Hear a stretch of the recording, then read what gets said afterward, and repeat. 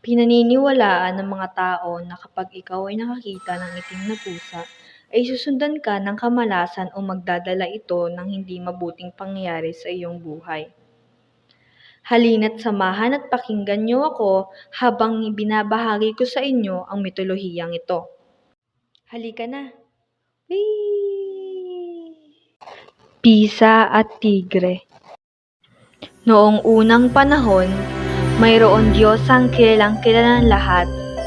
Siya ang Diyosa ng karunungan, biyaya, at kamalasan. Siya si Pisa. Ang Diyosang nirerespeto at hinahangaan na bawat mortal na kababaihan at kalalakihan. Gustong-gusto siyang maangkin ng lahat ng Diyos dahil sa nakaaakit nitong kaanyuan at kalooban na kahit mga mortal ay ninanais siyang mapangasawa. Dahil sa sobrang ang kinagigiliwan ng lahat, ay hindi katakatakang may mga nilalang pa rin ang gagalaiti ang inggit at inis sa kanya. Unang-una na rito ang Diyosa ng mga mangkukulam, si Mea. Si Diyosa Mea ay kabaliktaran ni Diyosa Pisa. Siya ay may nakatatakot na anyo na dahilan kung bakit siya nilalayuan ng lahat, pati na ng mga Diyos. Magulo ang kanyang buhok, naninilaw ang mga ngipin, may mga mahabang kuko, at suot parati ang mga marurumi at sirang damit. Sobra ang pagkamuhi ni Mea kay Pisa, sa kadahilan ng ang Diyos ng mga vampira na si Caleb ay kay Pisa naaakit. Sa katunayan ay madalas nitong dinadalaw ang Diyosa. Masaya sila parating nagkukwentuhan tungkol sa mga ganap ng kanilang araw. Isang dapit hapon, dahil sa ganda ng kalangitan ay naisipan ni Pisa na maglakad-lakad sa kagubatan. Doon ay may natagpuan siyang isang nilalang na natutulog na para sa kanya ay sobrang nakaaakit. Tingin niya rito ay kalahati na ng kanyang katawan. May 4 na paa, mabalahibo at mukhang mabagsik. Naglakad siya papunta rito. Ngunit hindi pa siya nakararating sa kinaroroonan nito ay dumilat na ito. Hindi man lamang siya nakaramdam ng kaba o takot sa nilalang na ito. Agad siyang ngumiti at tinuloy ang paglalakad. Nang nasa harap na siya ng nilalang ay hinimas-himas niya ang balahibo nito. Hindi man lamang ito lumayo sa kanya, bagkus inilapit pa nito ang katawan sa Diyosa. Kay ganda mo namang nilalang. Anong klaseng nilalang ka? Tanong ng Diyosa. Ngunit umungol lang ang nilalang. Hindi niya mawari ang sinasabi nito, ngunit gumawa siya ng paraan. Ginamit niya ang pareho nilang utak upang doon na lamang mag-usap. Sa akong tigre, Diyosa. Ani ng nilalang. Agad na mangha si Pisa sapagkat ngayon pa lamang siya nakakita ng ganitong klaseng nilalang sa kanyang tanang buhay. Ilang oras pa ang lumipas at doon na lamang natigil ang Diyosa. Katabi ang tigreng kinagigiliwan niya. Madilim na ang kalangitan nang maisipan ng Diyosa na bumalik na sa kanyang tahanan. Agad na balot ng kalungkutan ang kalooban niya sapagkat iiwanan niya ang tigre, na siyang nararamdaman din ng tigre. Kailangan ko nang umalis, kaibigan. Naway magkitang muli tayo. Paalam at magandang gabi. Umalis na nga ang Diyosa nang hindi lumilingon sa tigre. Hindi niya malaman ngunit ang gaan-gaan ng loob niya sa nilalang at para bang hindi niya ito kayang iwanan. Napabuntong hininga na lamang siya at hinihiling na sana'y magkitang muli sila. Kinabukasan, nagising ng maaga ang Diyosa at sinubukang balikang muli ang lugar kung saan nakita ang tigre, ngunit hindi niya na ito nakita roon. Nang sumunod na mga araw, ipabalik-balik pa rin siya sa lugar upang magpakasakaling makitang muli ang tigre, ngunit wala talaga.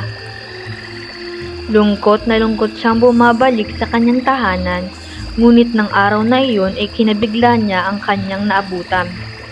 Nasa kanyang tahanan ang Diyosa ng mga mangkukulam kasama ang tigre.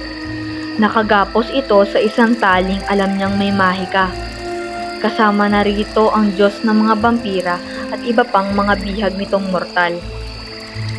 Pisa, Pisa, Pisa. Talaga namang kay ganda mo, ano? Hindi nakatakatakang nabighani sa'yo ang aking kapatid at ang nararapat kong asawa. Nabigla si Pisa sa sinabi ni Nea. Sinong kapatid ang iyong tinutukoy? Wala akong maalalang may nakilala kong isang mangkukulam, Nea.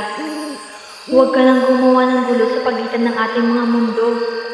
Makasisira ito sa kapayapaan ng lahat. Pag-usapan na lamang natin ito, Diyosa. Ani ni Pisa. Hindi! Hindi ako makapapayag. Talaga nga palang hindi mo pa nakikilala ang aking kapatid. Katawa-tawang kay bilis mong maakit sa isang kakaibang nilalang. Sa isang tigre pa talaga, Pisa? Sige, umamin ka. Habang magkakaharap tayong lahat at malaman ni Khalid na hindi mo naman talaga siya gusto at ang tigreng ito ang mahal mo. Sigaw ni Mea.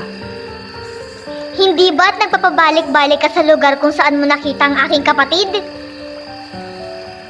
Halatang halata sa boses nito ang puot at galit. Samantalang si Pisa ay gulat na gulat sa kanyang mga nalaman.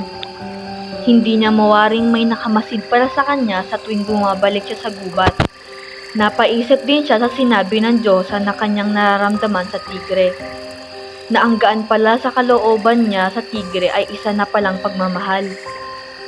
Pagmamahal na alam niyang walang patutunguhan dahil sa puot na nararamdaman sa kanya ng Diyosa ng mga mangkukulam. Sa kabilang banda, tahimik pa rin si Khalid at hindi gumagawa ng kahit anong hakbang. Nakikinig lamang siya sa pagtatalo ng dalawa, ngunit ramdam niya ang init ng dugo niya sa tigreng katabi. Ang tigre naman ay nakayuko at hindi makatingin kay Pisa. Matagal na niyang minamanmanan ang Diyosa dahil iyon ang pinag-uutos ng kanyang kapatid na Diyosa ng kanilang angkan. Ginawa siyang tigre ng kanyang kapatid sa kadahilan ng mas mabilis niyang masusundan ng Diyosa. Alam niya ang bawat kinikilos at mga ginagawa nito sa araw-araw, ngunit hindi kasama sa plano ng kanyang kapatid ang pagkikita nila sa lugar na iyon, sa ilalim ng puno. Sadyang napagod lamang siya ng araw na iyon at nakatulog sa ilalim ng punong iyon. Pag-usapan na lamang natin ito, Mea. Walang magandang maidudulot ang ginagawa mong ito. Mahinahong ani ni Pisa. Ngunit hindi pa rin talaga papahinahon si Mea dahil gumamit ito ng mahika upang makapunta sa kanyang likuran at kumuha ng piraso ng kanyang buhok at muling bumalik sa pwesto kung nasaan ang kanyang mga bihag. Alam na agad ni Pisa ang gagawin ni Mea, kaya dali-dali siyang naglabas ng mahika upang makuha ang piraso ng kanyang mga buhok.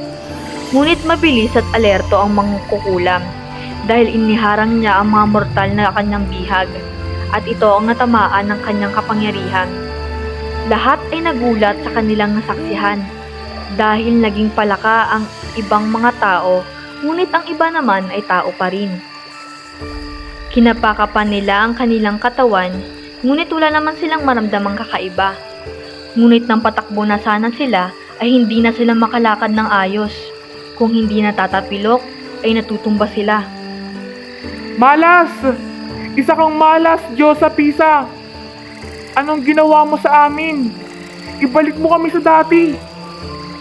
Sigaw ng isang matandang mortal. Ang mga naging palaka ay palundag-lundag papunta sa kanyang direksyon kaya naging alerto rin siya. Nilagyan niya ng pananggalang ang kinaroroonan niya upang matigil sa pagsugod ang mga palaka at iba pang mortal. Tingnan mo ang iyong ginawa, Mea. Tayo na ngayon ay nagkakagulo dahil sa ginagawa mo. Sayong-sayo na silang dalawa. Magkaibigan lamang kami ni Khalid at ang tigreng iyan ay... Napatingin si Pisa sa tigre at hindi na malaman kung anong sunod niyang sasabihin. Ano, Pisa? Ituloy mo. Hindi mo pa rin maamin ang nadarama mo sa aking kapatid. Isa kang taksil na Diyosa dahil umibig ka sa hindi mo kalahi. Taksil at malas ka. Punong-puno ng galit na sigaw ni Mea. Hindi mo kailangan malaman ang nararamdaman ko sa kanya, Mea. Itigil mo na lamang ang gulong ito upang hindi na magkaroon ng lamat ang mga mundo natin. Saad muli ni Pisa, kahit nanghihina na siya dahil sa kapangyarihang kanyang mga nagamit. Nasasaktan ng tigre sa mga naririnig sa dalawang diyosa, sapagkat hindi niya lubos maisip na parang hindi siya tinuturing na kapatid ng kanilang diyosa, at hindi maamin ni Pisa ang kanyang nadarama sa kanya. Alam ko ang muhi na darama mo sa akin, Mea. Ngunit hindi mo kailangang mainggit sa akin dahil may sarili kang anyo at kakayahan. May sarili kang pinamumunuan at tagasunod. Ngunit sa tingin ko ay hindi sila sapat sa iyo kaya mo iyan nadarama. Saad ni Pisa kay Mea. Natigil bigla ang mangkukulam, ngunit hindi niya mawari na parang may nabulong sa kanya na gawin pa rin ang nararapat para sa Diyosang si Pisa. Hindi! Magtigil ka sa iyong kahibangan, Pisa. Hindi ka nararapat maging Diyosa. Isa kang taksil at malas. Hindi nababagay sa iyo ang mga papuring iyong nakukuha. Ito ang nararapat sa iyo. Naglabas ng mahika ang mangkukulam papunta kay Pisa, at dahil nagulat ang Diyosa ay hindi siya nakapaghanda. Nagulat ang lahat ng masira ng tigre ang nakatali sa kanya na alam naman ng lahat na mayroong mahika. Agad tumakbo ang tigre patungo sa Diyosa, ngunit hindi nagtagumpay ang tigre dahil pareho pa rin silang natamaan ng mahikang iyon. Nagulat ang lahat sa kanilang nasaksihan, maging ang Diyos ng mga vampira na si Caleb.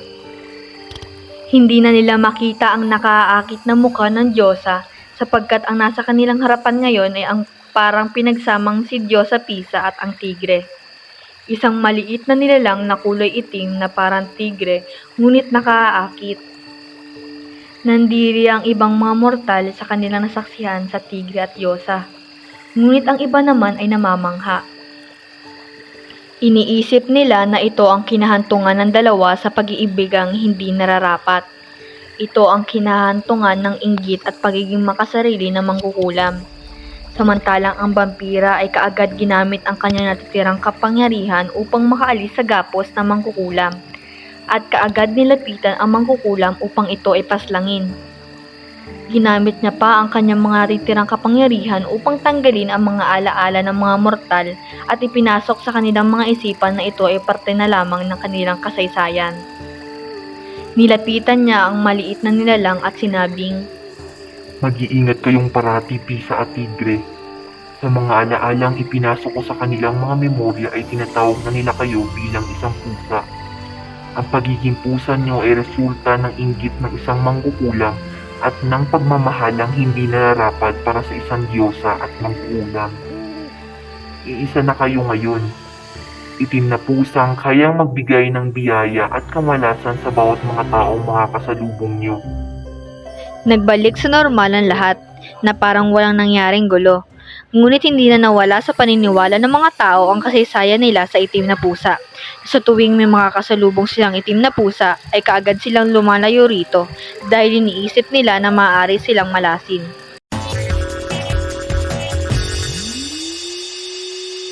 Ayan! Tapos na tayo!